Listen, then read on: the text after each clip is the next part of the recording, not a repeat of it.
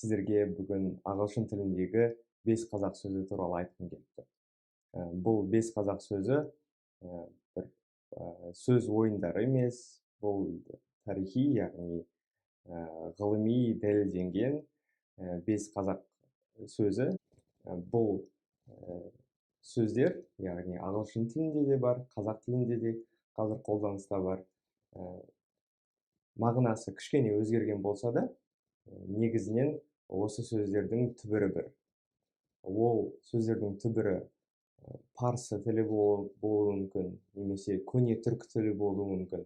Оған қазіргі күнде дәлел жоқ. Ең алдымен бірінші сөз ол candy сөзі.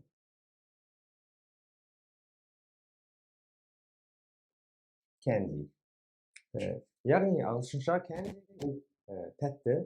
Мысалы, candy shop ол тәттілер дүкені. Қазақ тіліндегі бұл сөздің түбірі, candy сөздің түбірі, егер кез келген Google-ға егер candy этимология немесе etymology деп жазсаңыздар, онда бұл сөздің түбірі ежелгі парсы немесе көне түркі, біз онша біле бермейміз, бірақ ағылшын тіліне ол келген сөз. Яғни ол қазақ тілінде қант. Қант деген сөзден өзінің негізін алады. Яғни бұрында, яғни Ұлы Жібек жолы болсын, сол кезде қантты біздің ата-бабаларымыз сатқан сол жерде, қант деп атаған. Одан кейін ары қарай өздеріне ыңғайластырып, оны candy деп, яғни тәтті деп атаған. Қант бізде тәтті, бәріміз білеміз, сондықтан бұл сөзде көп сұрақ туындамайды деп ойлаймын. Келесі сөз ол talk. Яғни ағылшынша talk деген бізде етістік бар.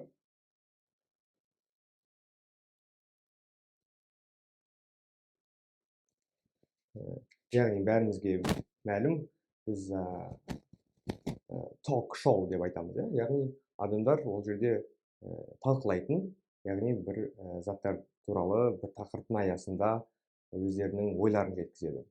Бұл talk show, яғни қазақ тілінде бұған сәйкес ол талқы, яғни немесе талқылау.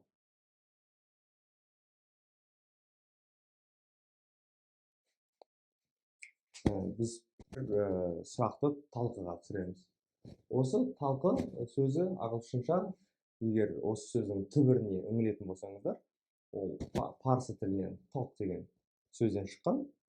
Сол осы talk сөзі қазақ тілінде де талқы деген талқылау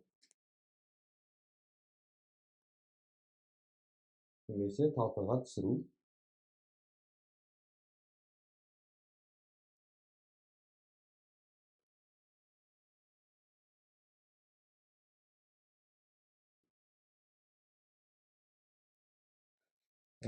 Осындай мағынада қазір қазақ тілінде қалып қалған. Келесі сөз ол бізде cash. Яғни cash сөзі ағылшынша қағаз ақша деген мағынада беріледі. Яғни бізде бәрімізге мәлім банкоматтар ағылшынша ол cash machine, яғни қағаз ақша беретін машина. Сол cash сөзі қазақ тілінде қаржы сөзі екеуі, қаржы сөзі және cash сөзі, олардың түбірі бір. Cash сөзі, мысалы, этимологиясына қарайтын болсақ, ол парсы тілінен карши деген сөзден шығып, солай ары қарай Европаға тарап, осы cash сөзі ағылшындарда қазір өте жиі кездесетін сөз. Бізде, мысалы, қаржылай көмек, немесе қаржы министрлігі, яғни осы ақша мағынасында қалып қалған. Біз оны әрі қарай қолданып жүрміз әлі де. Келесі сөз sugar.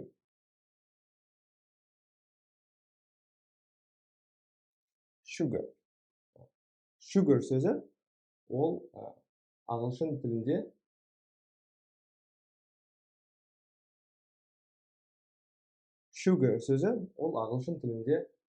қант деген мағынада. Бірақ бізде кейбір sugar сөзі ағылшын тілінде қант деген мағынада, яғни бірақ біз білеміз қазақ тілінде кейбір аймақтарда шекер деп айтады, яғни sugar ол тура қазақтың шекер деген сөзі екеуі түбірі бір, яғни шыққан жері, ең бастапқы сөзі, немесе ғылыми тұрғыда айтқанда этимологиясы осы sugar деген сөз, ол шекер деген сөзбен ағайындас деп айтсақ болады. Енді тізімдегі соңғы сөз, бірақ негізгі ағылшын тіліндегі қазақ сөздерінің соңғысы емес, осы тізімдегі соңғысы ол better сөзі.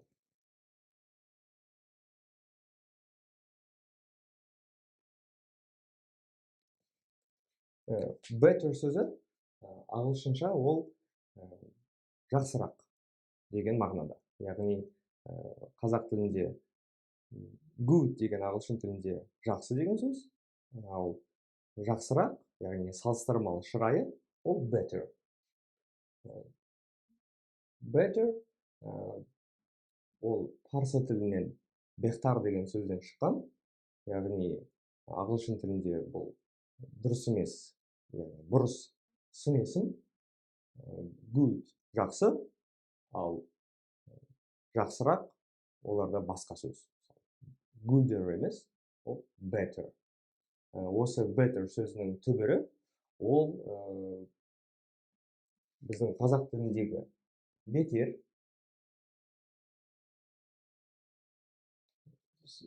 сөзінің, яғни түбірімен бірдей.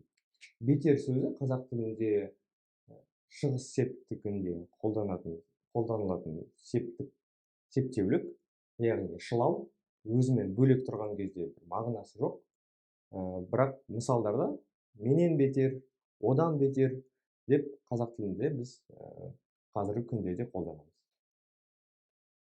Сондықтан менің ағылшынша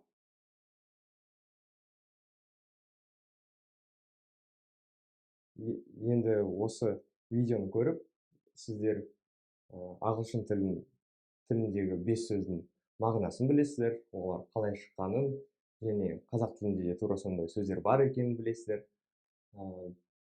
Сіздерді барлықтарыңызды менің ағылшынша сауат ашу курсыма шақырамын.